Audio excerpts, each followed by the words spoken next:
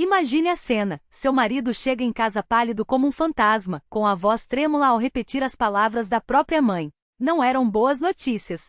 Era um golpe. Um golpe disfarçado de justiça familiar. A sogra, com a frieza de quem assina uma sentença, havia decidido redistribuir o patrimônio da família. Não de forma igualitária, não com equilíbrio, mas com um critério perigoso: quem precisa mais? E o que isso significava na prática? Que a herança, que deveria ser dividida entre 3 irmãos, a 3 cômodos da sogra e os 2 cômodos da avó, agora tinha novos donos.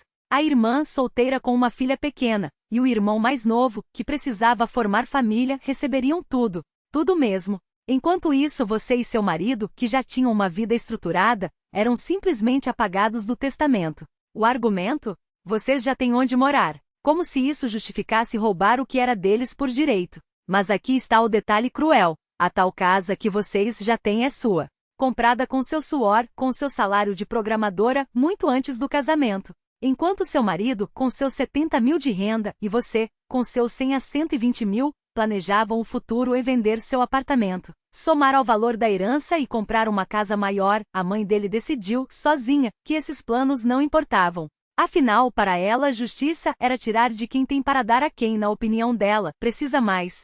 E os irmãos? A irmã, de 28 anos, divorciada, que paga aluguel de 30 mil por mês, e o irmão, de 25, solteiro, que também vive de aluguel, foram presenteados com imóveis avaliados em milhões. Enquanto isso, seu marido, que contribuiu por anos para a família, que trabalhou duro ao lado da mãe, recebeu um veredicto: você não precisa. Como se necessidade fosse medida apenas por quem está na pior situação no momento. Como se o esforço de uma vida inteira pudesse ser anulado por um capricho materno. Você tentou argumentar: isso não é justo. A resposta? Um sorriso condescendente: justiça é ajudar quem está em dificuldade. Mas justiça de verdade não se baseia em quem choraminga mais alto.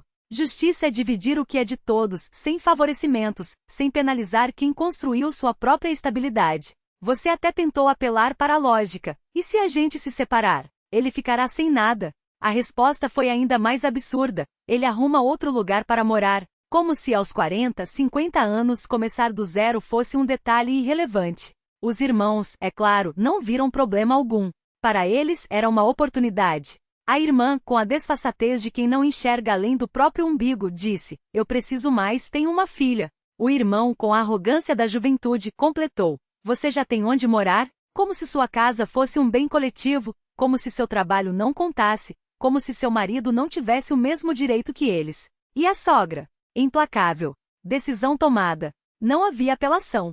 Os documentos foram assinados, os imóveis transferidos, e o que era para ser um legado familiar virou um ato de expoliação.